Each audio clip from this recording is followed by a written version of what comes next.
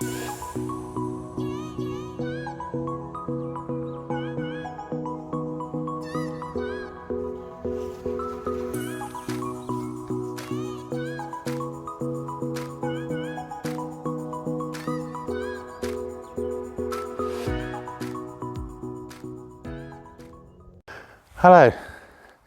back out again,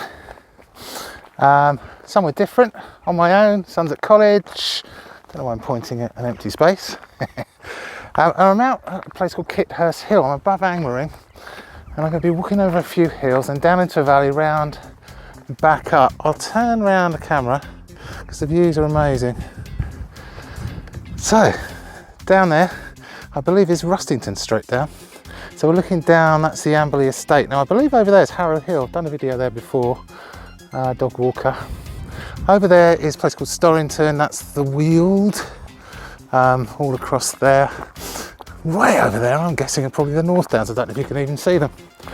So yeah, I'm going straight along. I'm on the South Downs way. So as I say, I started at Kithurst Hill. There are some other hills which I'm crossing, which I will double check in a minute and give you the names of. So I'm going through here. I don't know how long it's going to be today. It could be 10, 12. It might be a bit less. I've got to get my son. And also my knee's been playing up. Don't think it's anything serious. It's getting a lot better. I think I bashed it when I was using the exercise bike. Don't laugh. I'm trying to get fitter by using the bike as well as the walking. So either way, yeah, amazing. We've got a lovely walk today. Should be brilliant. So I'll push on. Catch you in a bit.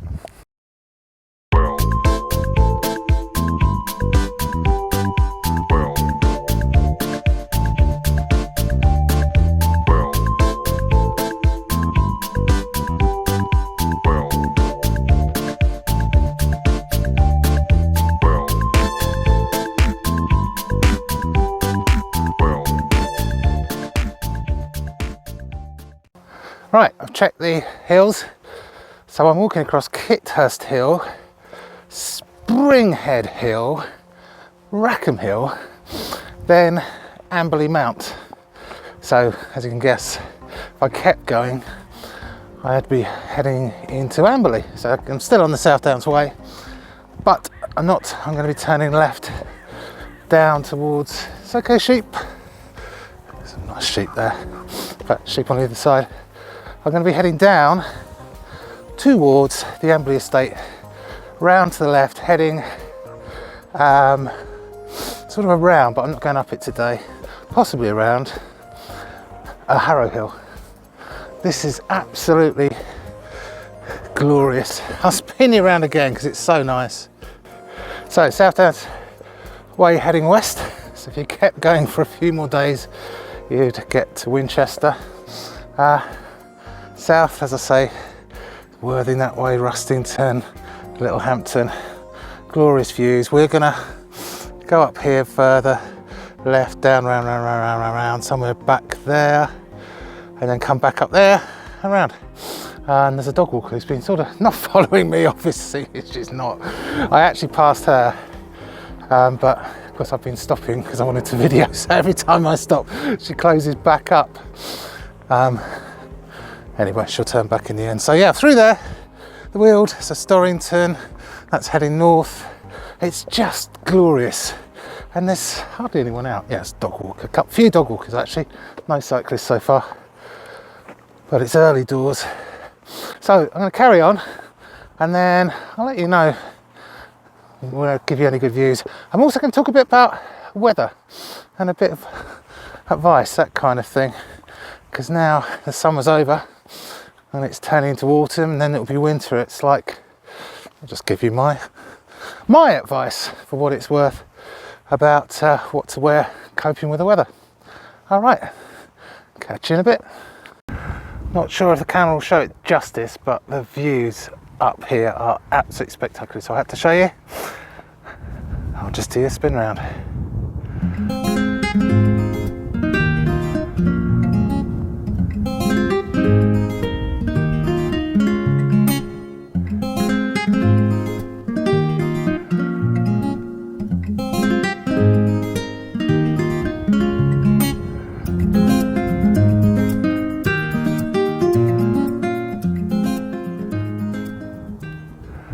enough said.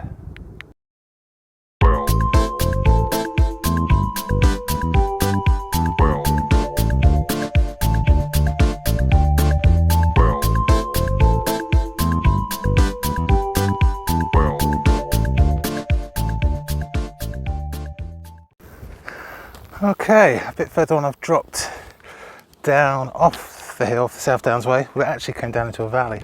So it's back there behind me. And I am now heading down towards the Angmering Estate, I guess. But I'm not going right into it. I'm going to hook round, come back around Harrow Hill and back up. And I have to say, if you go from Kithurst Hill on South Downs way, heading west, the views are absolutely out of this world, and you don't have to walk very far from the car park if you don't want to. If you just want to see some amazing views across the downs both ways. Anyway, enough of that. I was going to just have a little bit of a give my weather advice. So there's a what this is about. I thought I'd just give a little bit of advice because we're getting to changing weather, and it's all about what to take, what to wear. This is all for day hiking, I'm not giving you advice for overnight stays and all that kind of thing, but for day hiking, what's your plan as things the weather starts to change? And a caveat, obviously I'm not a meteorologist, I'm not a vastly experienced hiker, I'm really only speaking generally from down south. We do get, on the whole, better weather across the winter and the summer. I am lucky, I know. So yeah, I'm not giving you advice on going up Ben Nevis and that kind of thing. Just advice for dealing with on how you manage changing weather conditions.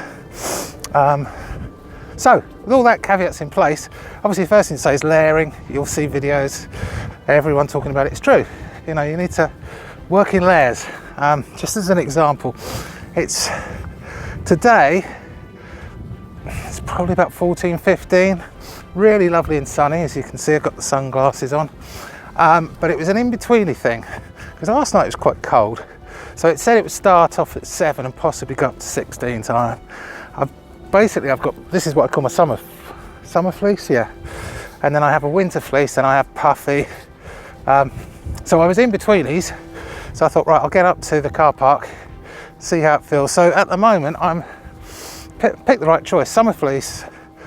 Hang on, there's someone coming. I'll come back to you. Sorry about that. I don't want to. I'll be walking past people, not having them thinking, who's that weird guy? What is he talking about? They probably think some nutters out there rambling to himself in the countryside called the coppers. Anyway, right, carry on.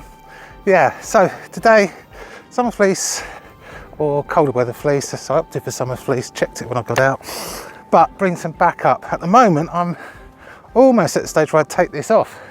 I have my winter top, wicking top. Don't wear cotton. That's a whole other story. But basically, if it gets wet, it doesn't dry. So yeah, cotton's great around town, but not when you're out in the countryside. Blah, blah, blah. Anyway, so yeah, so I made that decision. It's a good call. What you'll find this time of year, so we're back in the September, October, you're gonna get really good days, really bad days. Now you can see the sky above me. At the moment it's a little bit cloudy, the sun's out. When the sun's out, whoa, and the wind drops, it gets hot. So the gist is, I am rambling. What I would say, check the weather, check it in two places. Always bring a raincoat, whatever you do. I know you might think, well, on a 30-degree summer day you don't need to. I just do it out of habit. But in general, bring a raincoat, check that weather. It's very rare it'll say no rain at all. Let's say, for example, you look on the BBC report, it'll say sunny, cloudy, whatever. But if you look underneath it, it'll have a little percentage of what the chance of rain is. So there is always a chance. And believe me, if you're miles out from anywhere, those clouds can suddenly change, go grey, whop. Bring a little rain coat. Mine takes up no room. Just bring a little rain jacket. Also, if it does suddenly get windy, you can use it as a windbreaker. So what I would say, I bring an 11 litre backpack myself. Don't pack your fears. You don't need to overdo it. I mean, what am I? 6 miles from the car park. So I am in the middle of nowhere. But I would say don't overdo it, but don't be a Boy Scout, be a little bit prepared. So I've got a merino wool buff, I've got a normal one for the summer, I've got some two types of gloves, the warm gloves and the really cold weather gloves. And I've got a couple of different hats at the moment. I've got the beanie in my pocket. I did have the buff merino neck scarf on a bit earlier. So just have those things. They don't take up much room. And then what you can do is put them on, take them off, put them on, take them off, adjust it. Same what I'm doing now. Depending on how it goes, warm or cold. I always say when you look up the weather, I use BBC Weather and I use something called Weather App. But whatever you do, check a couple. If you're up on the hills, the weather's always a bit more extreme. So if it says it's 10-mile-an-hour winds, add a little bit on. If it says it's cold, it's going to be a bit colder. If it's hot, sometimes it can be hotter if there's no wind. Generally up on the hills, it'll be windier. So that's a bit of advice. I'm sure I'll think of some more in a minute. It's just be prepared, you know, prep a little bit, have the raincoat, because yeah, we're not in the wilderness. But on the other hand, if you get caught out, you're a long way from the car park and hypothermia can come on really, really quickly. You know, it's amazing how fast it comes on. Actually, I have had it, but that's a whole different story, which is too long to tell today. I'll try to remember to tell it another time when it's really cold. But yeah, that's a bit of advice. If I think of any more, I'll give it to you then. But it's common sense. At the end of the day, common sense prevails. But just bring a few extra bits because it can suddenly go very cold from being hot, and that has happened to me. And luckily I think I had a hand warmer, but I had the stuff. It suddenly went from being glorious like this, feels nice and hot, to being really cold. Anyway, I'll catch you in a bit.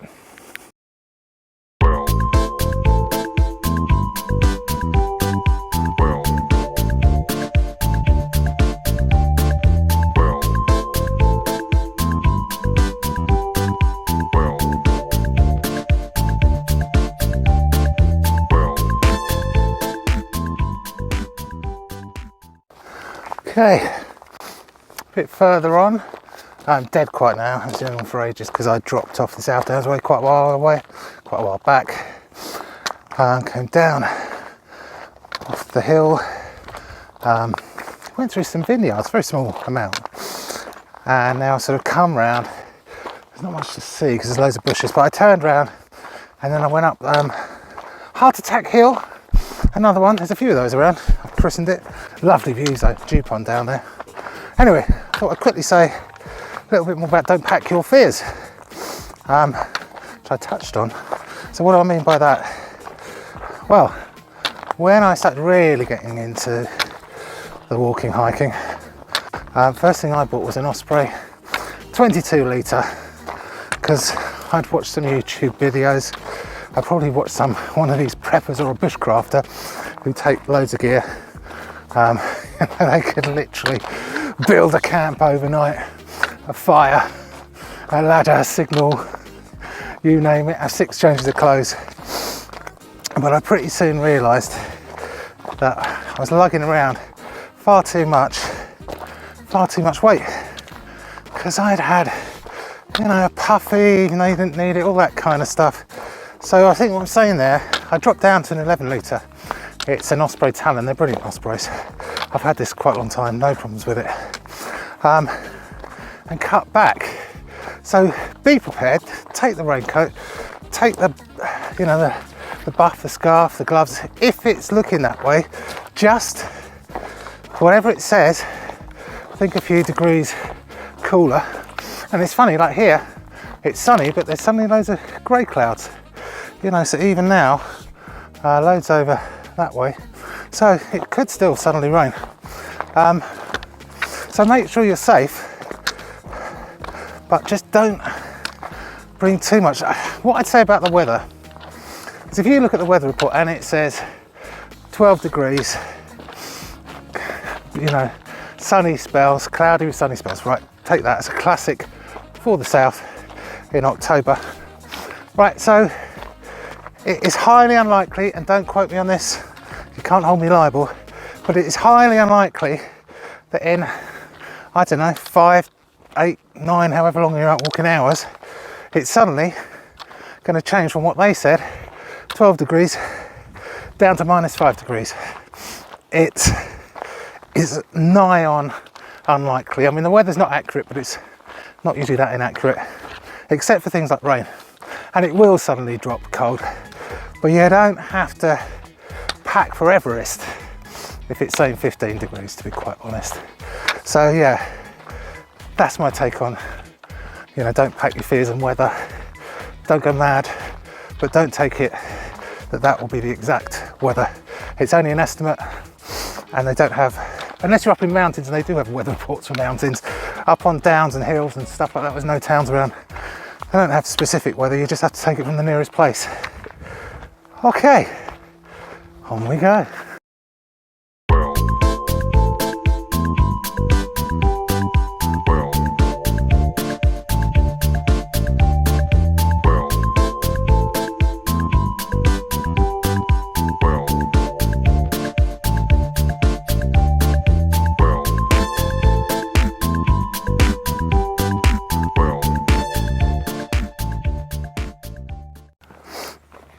Further on,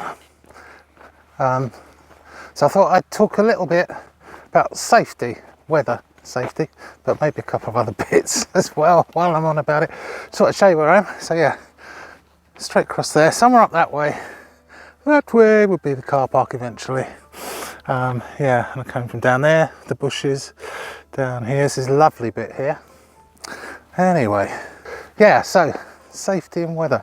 Well, I've already said, don't pack your fears, but bring stuff in case the weather changes. Now, I live down south.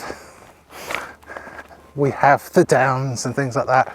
We don't have Scottish Highlands, mountains. We don't have like peaks and things that they get up north. So the odds are of you injuring yourself and freezing to death and not being found are slim. I think the longest I would say I've ever walked around these parts without seeing a single soul would be about 2.5 hours at most. Normally, if you're on one of the main paths, 20 minutes, half an hour, sometimes an hour. I probably haven't, so actually I saw a farmer. I was going to say I hadn't seen anyone. I saw a farmer in a tractor, but other than that, I've been seeing maybe one person an hour. So either way, down south, and this is what I'm talking about, you ain't gonna find you're stranded. That said, bring extra stuff.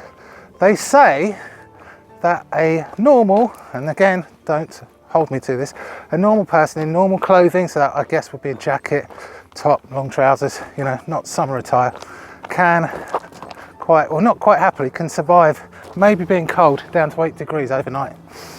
So as long as it's not going below 8 degrees, you ain't gonna die. But I bring a first aid kit, includes one of those emergency blankets, because we're still in the middle of nowhere and it would take a while for the emergency services to get to you. So let's say you fell over, you have to think, well, you're starting to get cold. When you're walking, you're keeping a lot warmer. And you might notice I've put this back on because it's got a bit colder and the clouds are gone grey. Anyway, that's my safety. In general, the obvious stuff. Tell someone where you're going. My GPS thing tracks me the whole way, emergency SOS button.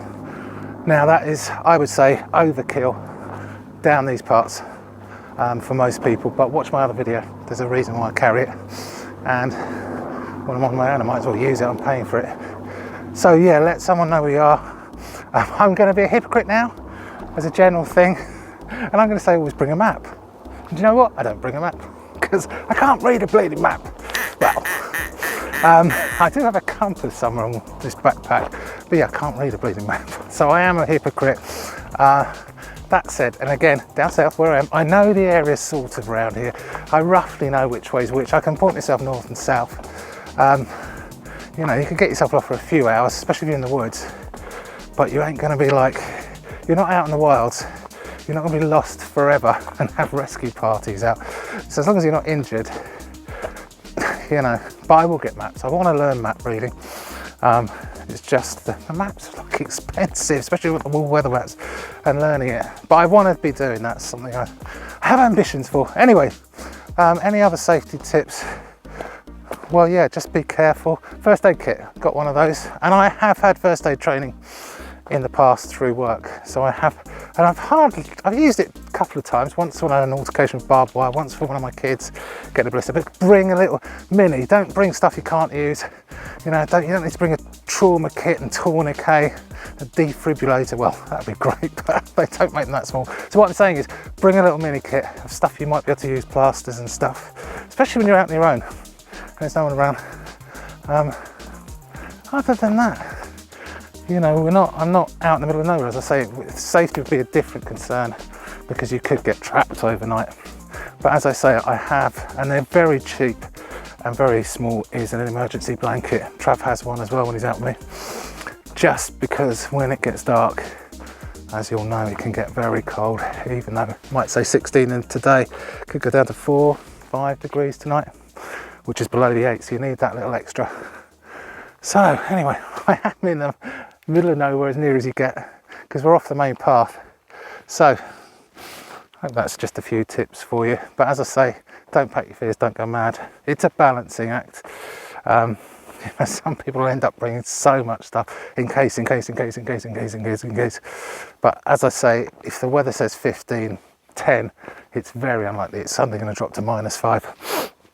But there you go. Anyway, I'm going to push on. It's getting towards lunchtime, so I may think about finding somewhere. Catch you in a bit.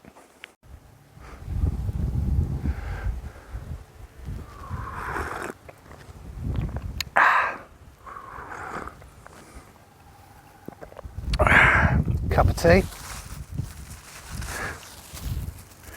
and a pork pie. Lovely jubbly. Found a nice little cross path to have lunch on my bench. Helinox Chair Zero, watch my video. I think it was the last one.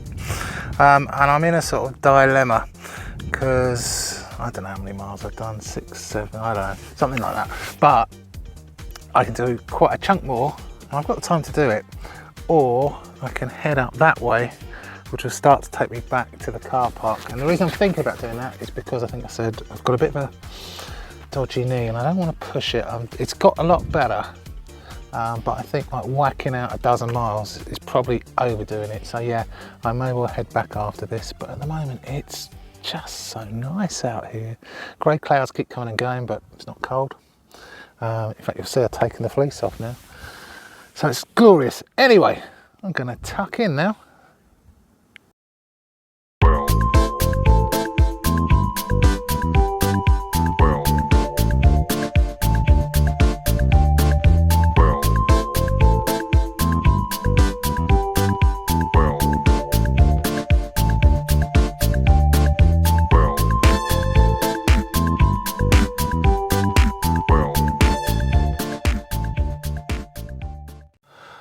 Okay, back in the car. Don't know if the weather advice helps. Yeah, it's just a few tips. It's common sense, really.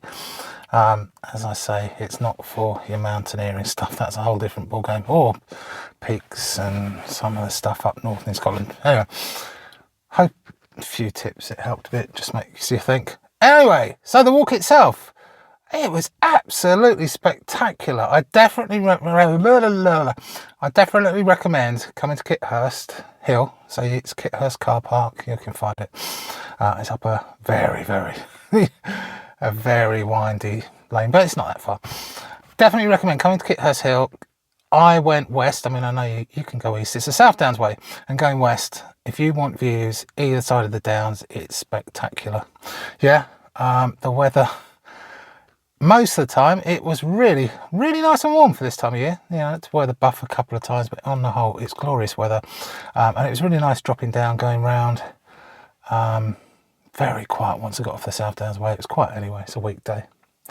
My knee is holding up. As I say, I cut it a few miles short because I just don't want to push it. But, you know, I think it's nothing bad, he says. So my verdict, fantabby-dozy. Okay, I'll see you next time. Bye.